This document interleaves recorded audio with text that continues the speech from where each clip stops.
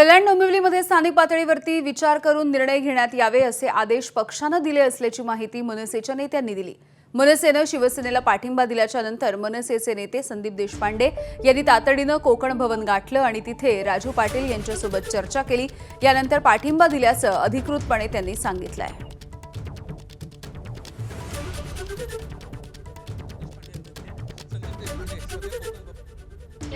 शिवसेना 53 होती आणि कुठेतरी इतके दिवस जो खेळ चालू होता केडीएमसीत आकडेमोड पळवापळी तो कुठेतरी या परिस्थिती आम्हाला थांबताना दिसत नव्हता। भविष्यात ज्या काही निवडणुका असतात, समित्यांच्या असतात, कमिट्यांच्या असतात, अशा वेळेस पण काही गोंधळ होण्याची शक्यता आम्हाला दिसत होती।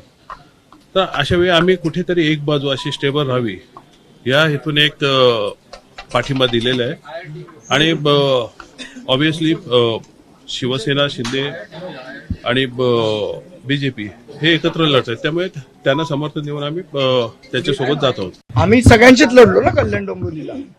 आमच्या विरुद्ध 8 उमेदवार यांचे पण होते, उद्धव बाळासाहेब ठाकरेंच्या शिवसेनेचे पण होते, आम्ही शिंदेच्या शिवसेनेबरोबर पण लढलो, आम्ही भारतीय जनता पक्षाबरोबर लढलो, सगळ्यांबरोबर लढलो। शेवट असं आहे की आता एकदा निवडणूक संपल्यानंतर जे आमचे निवडून आलेले नगरसेवक आहेत त्यांना जे योग्य वाटतं त्या पद्धतीने निर्णय घ्यायची मुभा पक्षाने राजू पाटील यांना दिलेली। त्याप्रमाणे जो हिताचा पक्ष हिताच्या दृष्टीने स्थानिक राजकारणाच्या दृष्टीने जो योग्य निर्णय तो त्यांनी केला, याच्यामध्ये पक्ष म्हणून काही भूमिका नाही, स्थानिक राजकारण आहे त्या अनुषंगाने घेतलेली। स्थानिक लेवलवरती आमच्या तिकडे राजू पाटील आमच्या तिकडचे माझे आमदार आहेत आणि नेते आहेत आमची।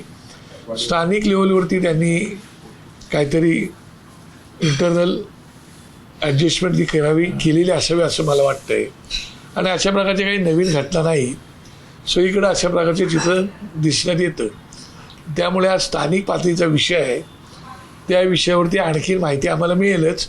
अजूनपर्यंत तरी माहिती आम्हाला मिळालेली नाही, परंतु स्थानिक पातळीवरती अशा प्रकारच्या घटना घडत असतात। एबीपी माझा, उघडा डोळे बघा नीट।